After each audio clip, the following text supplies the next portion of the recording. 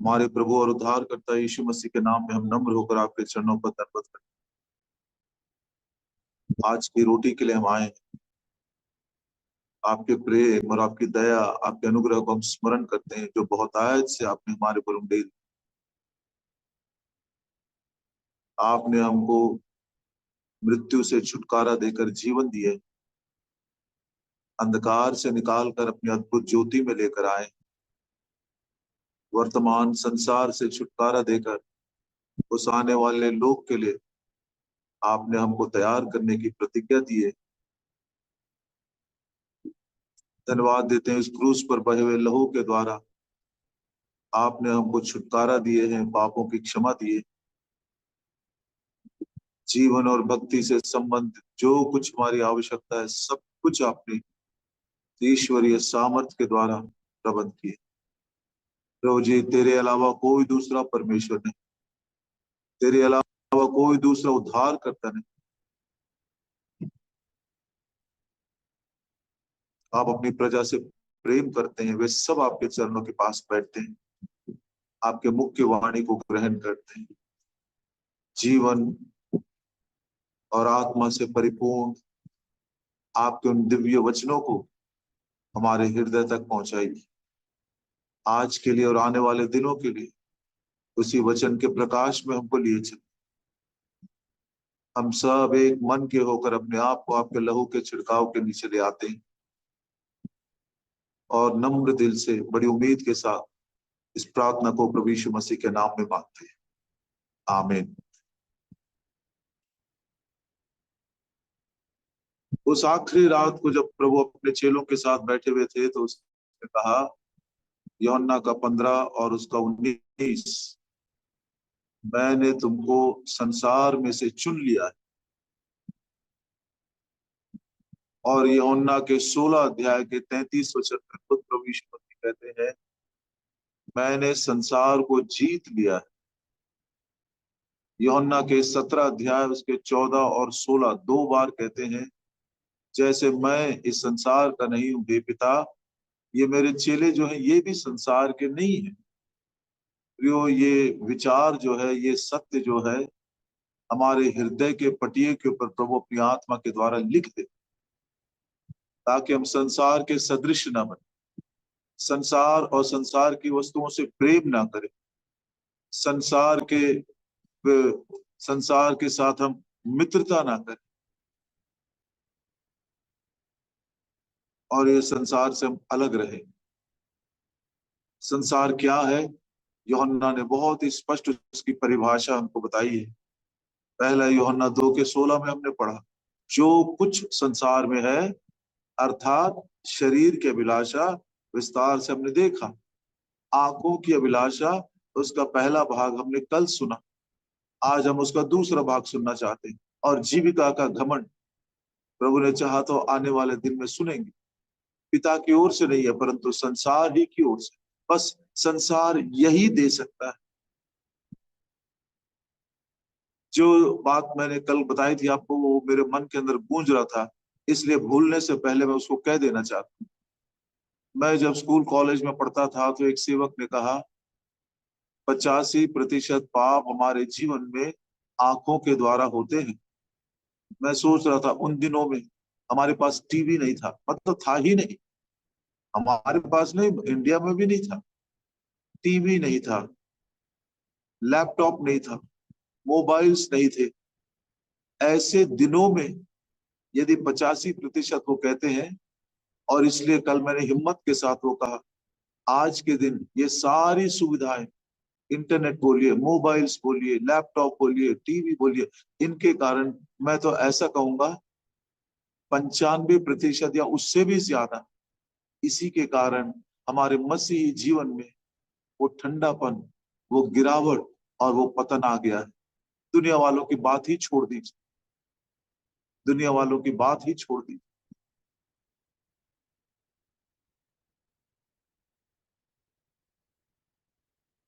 आज हम उसी विचार को आगे बढ़ाना चाहते हैं, आंखों की अभिलाषा। पौलुस इसके विषय में कहता है, दूसरा कुरिन्थी उसका 4 अध्याय और 18 वचन में, दूसरा कुरिन्थी उसका 4 अध्याय 18 वचन, और हम तो देखी हुई वस्तुओं को नहीं परंतु अनदेखी वस्तुओं को देखते रहते हैं, क्योंकि देखी हुई वस्तुएं थोड़े ही दिन की हैं परंतु अनदेखी वस्तुएं सदा बनी रहती है। अब हम इसको सीखना चाहते हैं। एक देखी हुई वस्तुएं हैं और एक अनदेखी वस्तुएं हैं। कल के दिन हमने देखा या हमने सुना था कैसे आंखों की दृष्टि के अनुसार लोग लोभ में पड़ गए और वो लोभ के कारण ऐसे पतित हो गए, ऐसे खड्डे में वो गिर गए, यदि प्रभु उनको अनुग्रह न देता तो शायद उठ नहीं सकते थे। दाऊद ने देखा और वो खड्डे में गिर गया। और इस पाप के विषय में पवित्र शास्त्र बाइबल ऐसा कहती है, जो हम नीति वचन की किताब में पढ़ते हैं, इस पाप के लिए कोई छुड़ौती का दाम ही नहीं है। It's a sin without any ransom. और आगे, ये एक ऐसा घाव है जिसके लिए कोई मलहम नहीं है। It's a wound which has no cure. सदा काल का ये निंदा है।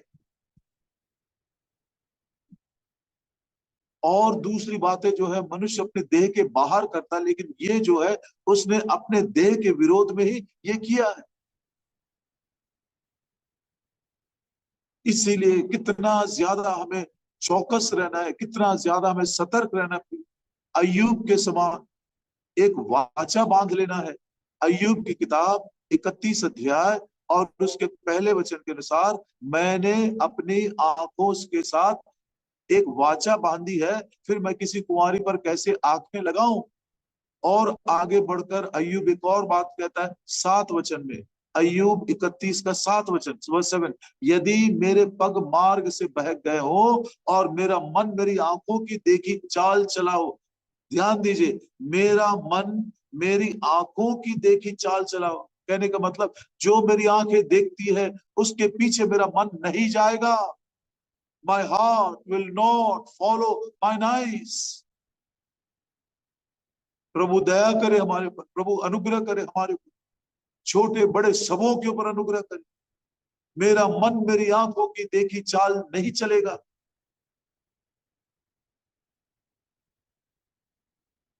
आकान को हमने देखा, कैसे वो बाबुल के उन शिनार के वस्त्र को देखा, सोना देखा, चांदी देखा, वो लालच में पड़ गया और भयानक पाप किया, ना केवल अपने ऊपर लेकिन सारी इस्राएल की प्रजा के ऊपर उसने नुकसान लेकर आया। एक और बहुत ही गंभीर उदाहरण लूत की पत्नी के विषय में। प्रभु यीशु मसीह ने खुद हमको हिदायत दी है, लूत की पत्नी को स्मरण करो। एक बार वो पीछे मुड़कर देख रही थी। क्या देख रही थी प्रियो? क्या वो इब्राहिम को ढूंढ रही थी? नहीं। क्या किसी और की मदद मांग रही थी? नहीं। स्वर्गदूतों ने उनको हाथों में पकड़ रखा था। ऐसी हालत में वो पीछे मुड़कर देख रही है अपने घर को, अपने वस्तुओं को, जो सदोम उनके लिए परमेश्वर की वाटिका के समान दिखाई दिया, और वे धोखे में पड़ गए। और उसके कारण कितना भयानक नुकसान हुआ, उसको दोहराना भी नहीं चाहता हूं। प्रभु दया करे हमारे ऊपर। आज एक और उदाहरण के द्वारा हम एक अनमोल पाठ सीखना चाहते हैं। इस्राएल का राजा है जिसका नाम आहाज है। दूसरा राजा 16 अध्याय और उसके 10 वचन में, 2 किंग्स चैप्टर 16 एंड वर्स 10। तब राजा आहाज अशूर के राजा तिग्लत पिलेसर के भेंट करने के लिए दमिश्क को गया, और वहां की वेदी देखकर उसकी सब बनावट के अनुसार उसका नक्शा उरिया याजक के पास नमूने के रूप में भेज दिया। दमिश्क के वेदी को देखा, संसार की एक वेदी को देखा, अन्य जातियों की एक वेदी को देखा, जिस वेदी को वे लोग अपने देवताओं को बलिदान चढ़ाने के लिए शायद इस्तेमाल करते थे, क्योंकि वेदी का काम ही वही है। वेदी का मतलब है अपने देवी देवताओं के या परमेश्वर के लिए बलिदान चढ़ाना। एक संसार की वेदी, दमिश्क की वेदी देखा, उसकी बनावट, उसकी ये बहुत ही अच्छी लगी, आकर्षित हो गया, और उसका नमूना उसने इस्राएल का जो याजक था उसके पास भेज दिया। बोला, मेरे आते तक इसी नमूने के अनुसार एक वेदी बनाकर रखना।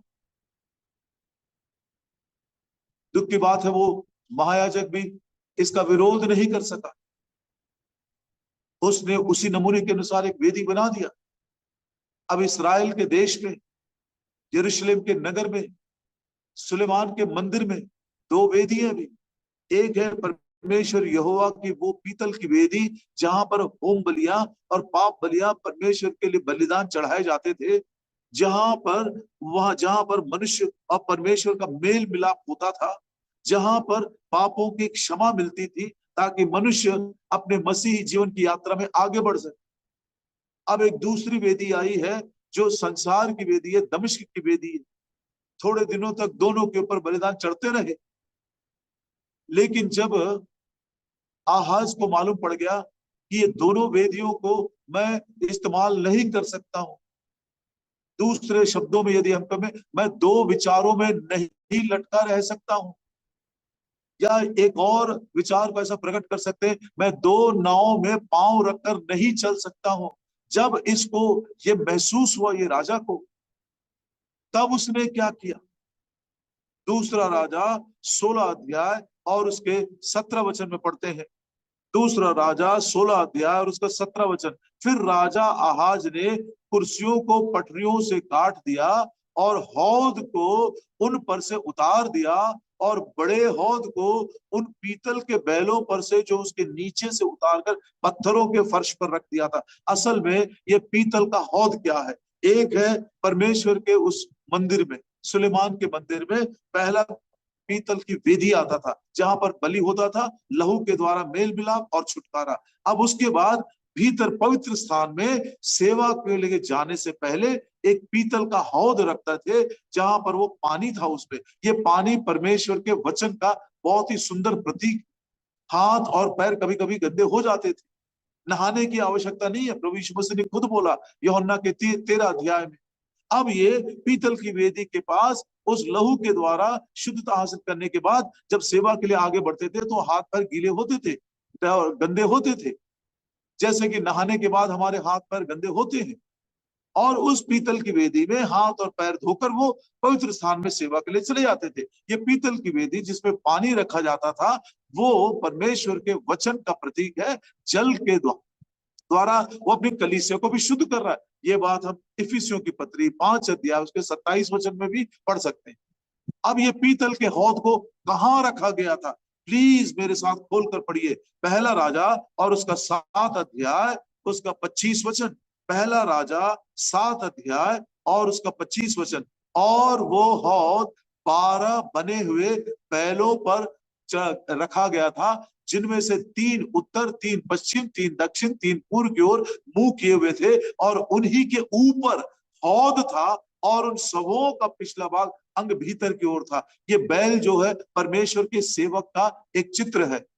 12 बैल मतलब सारे इस्राएल के 12 गोत्रों का चित्र है। ये मतलब जो कोई प्रभु यीशु मसीह के द्वारा उद्धार पाया है वे सब के सब, उनकी जिम्मेदारी बनती है कि वो प्रभु की सेवा करे, गवाही के द्वारा और अन्य बातों के द्वारा। हम सब के सब प्रभु के सेवक हैं। जब मैं तुमको मिस्र से निकाल कर ले आऊंगा तब तुम मेरी सेवा करोगे। कितना बड़ा सौभाग्य है।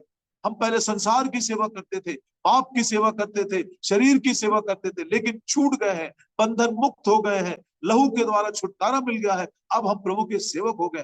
कैसी सेवा करते हैं? ये वो बैल हैं जिन्होंने उस पीतल के हौद को अपने ऊपर उठाकर रखा है। उन्होंने वचन के स्तर को ऊपर उठाकर रखा है। उस वचन को वो खुद मानते हैं, उस वचन की अधीनता में वो खुद हैं और वो वचन को दूसरों को भी बताते हैं। जैसे गधे ने प्रभु यीशु मसीह को ऊपर उठाया, परमेश्वर ने कहा था तेरा राजा आ रहा है। जब लोगों ने पूछा ये कौन है, तो उन्होंने क्या कहा? ये नासरत का नबी है। नबी का मतलब वचन है। गधे ने प्रभु यीशु मसीह को न केवल राजा के समान लेकिन एक नबी के समान, एक वचन के रूप में उसको ऊपर उठाया। और आहाज राजा जब वो दमिश्क की वेदी लेकर आया, और मंदिर में भी एक वेदी थी, पीतल की वेदी, ये दोनों में जब मेल नहीं खाया तो उसने क्या किया? अब फिर वापस आइए दूसरा राजा 16 अध्याय और उसका 17 वचन। दूसरा राजा 16 अध्याय और उसका 17 वचन। फिर राजा आहाज ने कुर्सियों को, पटरियों को काट डाला और हौद को उन पर से उतार दिया और बड़े हौद को उन पीतल के बैलों पर से जो उसके नीचे था उतारकर पत्थरों पर रख दिया। वचन जैसा उठाए हुए रखे थे, उस वचन के बेस को काटकर, उन बैलों को काटकर उसने पत्थर के ऊपर उस वेदी को रख दिया। प्रभाव किसके ऊपर पड़ा देखिए, आंखों से दमिश्क की वेदी को देखा, उसका मन बहक गया, उस वेदी के नमूने के अनुसार वो लेकर आया, लेकिन उसका प्रभाव किसके ऊपर पड़ा, वचन के स्तर को गिरा दिया। मेरा मन कहता है क्या ही दुख की बात यह है कि हमारे स्थानिक कलीसियाओं में एक भी ऐसा व्यक्ति ना हो जो वचन के स्तर को ऊंचा उठाए रखे। बहुत सारे प्रकाशित वाक्य की किताब में हम पढ़ते हैं वचन के लिए जिन्होंने अपना प्राण दिए, they gave their lives for the word of God, अपने प्रभु के वचन के लिए उन्होंने शहीद हो गए। और ये जो वचन आज अपने हाथों में लेकर अपनी अपनी भाषा में हम पढ़ते हैं, इस वचन की कीमत क्या हमारे ऊपर है, या इसके स्तर को हमने अपने ऊपर रखा है? क्या ये वचन की अधीनता में हमने अपने सरों को झुका लिया है? जैसे वो बैलों ने उस हौद को ऊपर उठाया, क्या हम उठा रहे हैं?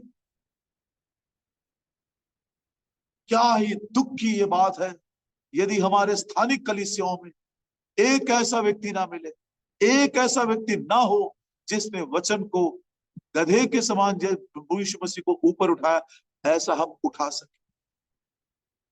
हमने बहुत ज्यादा संसार का संगीत, संसार के तौर तरीके, कितने कितने बार ये जो संगीत हम कहते हैं वो कितने सांसारिक संगीत को हमने प्रभु के घर में आराधना के लिए उपयोग कर रहे हैं। दुख की बात है। हमारे गीतों में जो शब्द है प्रियो, वो भी उतनी आत्मिकता के नहीं दिखाई दे रही आज, जैसे पुराने दिनों में हमारे बाप दादों ने बनाया था। परमेश्वर के भय के कारण, उसकी भक्ति के कारण, परमेश्वर से प्रेम करते, जिसको इंग्लिश में हिम्स कहते हैं, वो शालीनता और वो भक्ति और वो जो हमारे अंदर एक प्रकार का जो एक रेवरेंशियल फियर दिखाई देना चाहिए, आजकल हमारी सेवकाई में भी वो सांसारिकता आ गई है। हमारी शब्दावली भी बिल्कुल बिगड़ गई है। अपने जवानी के दिनों को मैं याद करता हूँ, जब हमारे पास ये टीवी और लैपटॉप मोबाइल्स वगैरह नहीं थे। स्कूल जाने से पहले हम मसीह वंदना सुनते थे, पादरी मोतीलाल जी, उसके बाद अनंत कुमार चौधरी, ऐसों के वचन को हम बचपन से ही सुनना शुरू कर दिए थे। आज हम अपने बच्चों को, इस पीढ़ी को क्या वचन दे रहे हैं, किस प्रकार की शिक्षा दे रहे हैं, किस प्रकार की भाषा उनके लिए हम इस्तेमाल कर रहे हैं। दमिश्क की वेदी को देखा और उसका मन बहक गया और उसने वचन को उतार दिया। आपको मालूम है 40 दिन और 40 रात मूसा जब उस पहाड़ के ऊपर, सीनै पहाड़ के ऊपर उस मिलाप वाले तंबू का नमूना देख रहा था और लिख रहा था, ताकि उसी के अनुसार वो मिलाप वाले तंबू को बनाए। परमेश्वर ने कहा मैं अपनी प्रजा के साथ मिलना चाहता हूँ, बात करना चाहता हूँ, उनके साथ मैं रहना चाहता हूँ। लेकिन 40 दिन 40 रात जब अधिक हो गए, इस्राएली लोग उकता गए, बोले ये मनुष्य हमको लेकर आया, नहीं मालूम ये कहाँ चला गया। उन्होंने एक बछड़ा बना लिया। हारून भी उनके बहकावे में आ गया और बछड़े की पूजा करते समय परमेश्वर ने कहा जा, नीचे चला जा, देख क्या कर रहे हैं तेरे लोग। मूसा जब नीचे आया, वो देखा कि ये बछड़े की पूजा कर रहे हैं। उन्होंने 2 तख्तियां जिसके ऊपर परमेश्वर यहोवा ने उस 10 आज्ञाओं को लिखा था, उसने तोड़ दिया। एक ही आज्ञा उन्होंने तोड़ी थी, तू अपने परमेश्वर यहोवा को छोड़ किसी की पूजा मत करना, कोई खुदी हुई मूर्ति और ये गढ़ी हुई मूर्ति, कोई चित्र वगैरह मत निकालना। लेकिन ये पहली आज्ञा को उन्होंने तोड़ दिया, तो मूसा ने सारे 10 आज्ञाओं की पटियाओं को तोड़ दिया। मतलब उन्होंने पूरी व्यवस्था को तोड़ दिया, पूरी आज्ञाओं को तोड़ दिया। लेकिन उनको, उनके लिए प्रायश्चित किया मूसा ने, क्षमा किया, उसके बाद परमेश्वर यहोवा ने मूसा से कहा, ये वचन आखिरी पढ़कर हम आज प्रार्थना करें। प्रभु ने चाहा तो इन विचारों को और अब अच्छी रीति से समझना चाहते हैं, ताकि जो कुछ संसार देता है उसको हम बिल्कुल ना ले, हम समझ सके ये पिता की ओर से नहीं है, ये संसार की ओर से, और हम संसार के नहीं है। और विशेष करके प्रभु की सेवा में किस तरीके को हम अपना रहे हैं, कौन सा वो किस प्रकार की सेवा हम कर रहे हैं। तब परमेश्वर यहोवा ने मूसा से कहा, निर्गमन की किताब 34 अध्याय और उसका पहला वचन, the book of Exodus chapter 34 and verse 1। फिर यहोवा ने मूसा से कहा, तख्तियां के समान, पहली तख्तियों के समान पत्थर की 2 और तख्तियां गढ़ ले। तब जो वचन उन पहली तख्तियों पर लिखे थे जिन्हें तूने तोड़ डाला, वे ही वचन मैं उन तख्तियों पर लिखूंगा। प्रभु जी, मैं तेरी आज्ञाओं को नहीं मान सकता। मूसा ने तो एक ही बार तोड़ा, मैंने तो तेरी आज्ञाओं को कितने बार तोड़ा। प्रभु जी, मेरे लिए बड़ा कठिन है। प्रभु जी, मेरे लिए बड़ा कठिन है, ये मैं मान नहीं सकता। ऐसा बोलने से प्रभु अपने वचन के स्तर को कम नहीं करेगा। जो मैंने पहली तख्तियों पर लिखा था उसी आज्ञा को मैं फिर लिखूंगा। तूने 100 बार तोड़ा, ला मेरे पास, मैं फिर से 100 पहली बार उसी वचन को लिखूंगा जिसको मैंने पहली बार लिखा था। भीड़ बढ़ाने के लिए प्रभु अपने वचन के स्तर को छोटा या कम नहीं करेगा। भीड़ बढ़ाने के लिए प्रभु अपने वचन के स्तर को नहीं गिराएगा। आइए हम भी प्रियो, चाहे हमारे लिए वचन के स्तर को ऊंचा उठाना कठिन भी हो, लेकिन प्रभु का अनुग्रह काफी। हे प्रभु जी, उस वचन को मेरे हृदय में लिख दी। हे प्रभु जी, उस वचन को मेरे हृदय में छिपा कर रखूंगा। प्रभु यहोवा उन व्यक्तियों को ढूंढ रहा है जो उसके वचन को सुनकर थर थर कांपते हैं। ऐसे समर्पण में प्रभु आज हमको लेकर आए। दमिश्क की वेदी को देखा, बहक गया, 2 वेदियां बनाया, 2 विचारों में लटक गया, 2 नावों में पांव था, नहीं जम सका। उसका प्रभाव वचन पर पड़ा। हम वचन नहीं मान सकते। आइए, जो कुछ संसार हमें देता है, हमारी आंखों को शुद्ध और साफ रखें, उनके द्वारा हम प्रभावित ना हो। प्रार्थना करें। हमारे प्रेमी ईश्वर के पिता, इतने बार प्रभु जी संसार की कुछ देखी हुई वस्तुएं, देखी हुई वो तौर तरीके, उनके जो आचार विचार हैं, उनके द्वारा प्रभावित होकर कई बार हम उनको प्रभु की घर में, प्रभु की सेवकाई में भी इस्तेमाल कर देना चाहते हैं। ये संगीत की बात है और प्रचार करने की बात है, पहरावे की बात, बहुत सारी बातें हम प्रभु के घर में ले आ देते हैं, और जिसके कारण हमारा मन प्रभु जी बहक जाता है, 2 विचारों में लटक जाते हैं, और उसका प्रभाव वचन पर पड़ता है। अवश्य उस वचन के स्तर को हम नहीं रख सकते। प्रभु जी, इस वचन की रक्षा करें। हर कोई जिन्होंने सुना है, एक बार अपने जीवन को जांच सके, क्या मैं सचमुच में उस वचन के स्तर को ऊपर उठाया हूं, गधे ने जैसे प्रभु यीशु मसीह को ऊपर उठाया। लाखों की तादाद में लोगों ने, प्रभु जी, छोटे छोटे बच्चों ने भी इस वचन के लिए अपने प्राण को आहुति दिए, और हम इस वचन को बहुत ही हल्का ले लिए। क्षमा करिए पिता, क्षमा करिए, ग्रहण करिए। इस वचन को हमारे हृदय के पटियों के ऊपर लिखिए। इस वचन को हम प्रभु जी अपने सर से भी ऊपर उठाकर उस वचन की अधीनता में बाकी का जीवन बिता सकते। हमारी प्रार्थना को ग्रहण करिए, प्रभु यीशु मसीह के नाम में मांगते हैं, आमीन। जय मसीह की। सबों को जय मसीह